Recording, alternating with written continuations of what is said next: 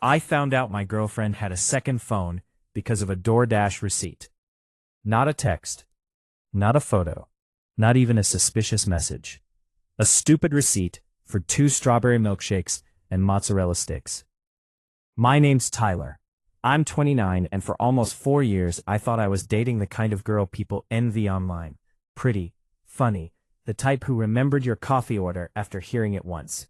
The type who cried during dog videos and sent you good morning paragraphs before work. Her name was Ava. And if you looked at our relationship from the outside, we looked perfect. But the truth is, I spent the last years slowly turning into a paranoid person. It started small.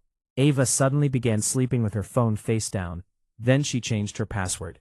Then she started taking late yoga classes 3 nights a week, even though she hated exercising. Every time I questioned it, she'd laugh. "You seriously think I'm cheating?" And I'd instantly feel guilty, because she was good at making me feel insane. One night I apologized to her after catching her deleting messages. She looked offended and said, "Wow, you really don't trust me anymore." And somehow I became the bad guy. So I stopped asking questions. That's what toxic relationships do. They train you to ignore your own instincts. 3 months before everything exploded, Ava lost her job. At least, that's what she told me. I picked up extra shifts to help cover rent. I paid for groceries, gas, her car insurance, even her nails, because she said doing them made her feel human. Meanwhile, she stayed home all day, claiming she was depressed. I believed her, because I loved her. Then little things stopped making sense. She suddenly had expensive skincare products, new clothes, random Amazon packages arriving almost daily. When I asked where the money came from, she said, "My mom helped me out." But Ava's mom hated her. Like genuinely hated her. So I knew that was a lie. Still, I ignored it. Then came the DoorDash receipt. I got home early from work because one of our machines broke down.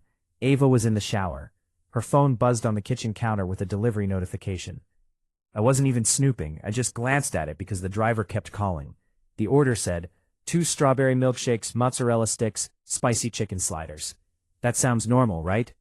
Except Ava was lactose intolerant. Badly. She hadn't eaten dairy in years. And suddenly my brain locked onto one thing. Who was the second milkshake for? I know that sounds ridiculous, but when you've been lied to long enough, tiny details start screaming at you. So I checked the delivery address. It wasn't our apartment. It was a townhouse across the city. My chest immediately dropped. I told myself there had to be an explanation. Maybe she ordered for a friend. Maybe DoorDash glitched. Maybe I was overthinking again. Then another notification popped up. "Can't wait to see you again tonight." No contact name. Just a number. And before I could stop myself, I opened the messages. I wish I hadn't. Because there it was. Months of conversations. Photos. Videos. Plans. She'd been seeing another guy for almost a year. But honestly, the cheating wasn't even the worst part. The worst part was reading what she said about me. She's basically my roommate at this point. I swear he'd still pay my bills if I spit in his face. He's too weak to leave. I actually felt nauseous reading that. This woman slept next to me every night. She told me she loved me. She kissed me goodbye every morning. And meanwhile she was making fun of me to another guy like I was some pathetic backup plan. Then I found the real bomb. The townhouse address, it belonged to the other guy. And apparently, he thought Ava was single. My heart started pounding so hard I could hear it. Because suddenly everything made sense. The late yoga classes, the missing nights, the weird excuses. She wasn't juggling 2 relationships. She was living 2 completely different lives. I took screenshots of everything and sent them to myself. Every message, every photo, every lie. Then I put her phone exactly where I found it. When Ava came out of the shower, she smiled at me. Actually smiled. "Hey babe, you're home early." I looked at her and genuinely wondered how long someone can fake love before it stops affecting them at all. I almost confronted her right there. But then she kissed my cheek and asked if I could send her money for groceries tomorrow. And something inside me snapped. Not loudly, not dramatically, I just went emotionally cold. For the next week, I acted normal, and it was terrifying how easy she made it. She still called me baby, still asked me to rub her feet while texting another man under the blanket. I started noticing everything after that. how she angled her phone away from me, how she smiled at texts she claimed were from her cousin, how she suddenly wore makeup to therapy appointments. I wasn't heartbroken anymore. I was angry. Because she didn't just cheat. She studied me, manipulated me, used my kindness like a weapon against me, so I decided I wasn't going to scream. I wasn't going to beg. I wasn't going to cry in front of her. I wanted the truth to destroy her, the same way it destroyed me. Then I got the opportunity. Ava's birthday was 2 weeks later. She planned this huge dinner with all our friends, her parents, co-workers, even people from out of town. And apparently the other guy was going to meet her afterward, because she told him she'd be stuck at a family event. That's when I realized something. Neither of us knew the full story. So I messaged him. I sent, "Hey man, I think we should talk." At first he thought I was lying. Then I sent screenshots. And I'll never forget his response. "Bro, she told me you were her ex who wouldn't leave her alone." I just stared at my screen. This woman had built 2 entire fake realities at the same time. And both of us believed her. The guy's name was Marcus. Honestly, I expected him to get defensive, but instead he apologized immediately. Apparently he'd been paying for trips, hotels, dinner dates. He thought he was in a serious relationship. Meanwhile, I was paying her rent. Ava was basically running a full-time scam with romance attached to it.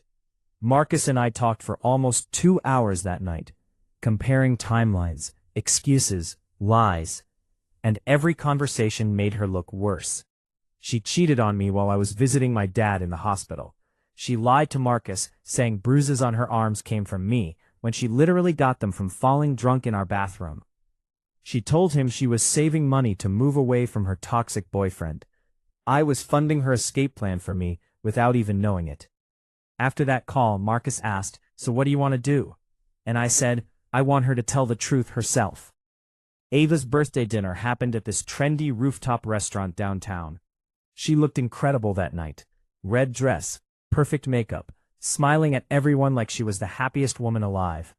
And the entire time she kept touching my arm under the table, like I was still her safe option. Halfway through dinner, her mom stood up for a toast. She started talking about how proud she was of Ava for finally becoming mature. I almost laughed. Then Ava gave her own speech, and this girl had the audacity to thank me for supporting her through the hardest year of her life. Everyone clapped. She looked at me with fake tears in her eyes. That's when Marcus walked in. I watched the exact second her soul left her body. She froze, mid-smile. Her face went completely white. Marcus walked directly to the table and said, "So, which one of us is the boyfriend?" Silence. Absolute silence. You could literally hear glasses clinking from the kitchen. "Marcus, what the hell are you doing here?" Then she looked at me. And I'll never forget this part. She already knew. She knew the second she saw him that I'd found out. People think cheaters panic when they're exposed. No, experienced liars start calculating. You could see her trying to figure out which version of reality she could still save. Then Marcus dropped printed screenshots on the table. Messages, photos, hotel bookings. Her dad grabbed one and went completely silent. Her mom looked like she couldn't breathe. And Ava, she instantly started crying. Because she lost control. Then came the performance. "She's abusive. He manipulated me. I was scared to leave." Except she forgot Marcus and I had already compared stories. Every lie collapsed instantly. Marcus looked at her and said, "You told me he stalked you. Meanwhile, he's paying your rent." The entire table turned toward her. And for the first time in 4 years, Ava had no script left. No tears worked, no guilt worked, no fake panic attack worked. She just stood there, exposed. Finally, she looked at me and whispered, "How could you do this to me?" To me. I actually laughed out loud, because somehow I was still the villain in her head. I stood up, pulled out my phone, and sent her a payment request for every bill I'd covered the past 6 months. Then I said, "You can ask Marcus for help." And I walked out. I blocked her before I even reached my car. The crazy part? That still wasn't the end. For weeks after that, mutual friends kept messaging me. Apparently, Ava told different stories to different people. In one version, I cheated first. In another, I was emotionally abusive. In another, Marcus was just a coworker. She kept rewriting reality depending on who she talked to. That's when I learned something terrifying about toxic people. Closure doesn't matter to them. Truth doesn't matter either. Only control. If they can still control the narrative, they feel powerful. But eventually, the lies caught up to her. Marcus dumped her immediately. Her parents stopped helping financially. Most mutual friends quietly disappeared. And 6 months later, she texted me from a random number. "I miss you. Nobody ever loved me like you did." I stared at that message for a long time, because part of me still loved the version of her I thought was real. But that person never existed, so I blocked that number too. Now, I'm doing better. Therapy helped, time helped, distance definitely helped. But the biggest thing I learned is this. When someone constantly makes you feel crazy for noticing obvious disrespect, you're probably not the problem. Your instincts usually know long before your heart accepts it. Sometimes the biggest betrayal isn't the cheating. It's realizing someone watched you love them genuinely and treated it like an opportunity. So tell me, if you found out your partner was secretly living a second life, would you expose them publicly like I did, or just disappear without saying anything? Verdict: Tyler wasn't wrong for exposing the truth. For nearly a year, Ava wasn't just cheating, she was running two completely different relationships at the same time. She lied to both men, took money from one, while building a future with the other, and manipulated everyone around her to protect the story she wanted people to believe. Could Tyler have simply walked away? Sure. But when someone spends months rewriting reality and making innocent people look like the villain, the truth eventually deserves to be seen. The moment Marcus walked into that restaurant, Tyler did not destroy Eva's life. Her own choices did. So for me, the verdict is clear. Tyler was right. Not because revenge is always justified, but because accountability isn't cruelty.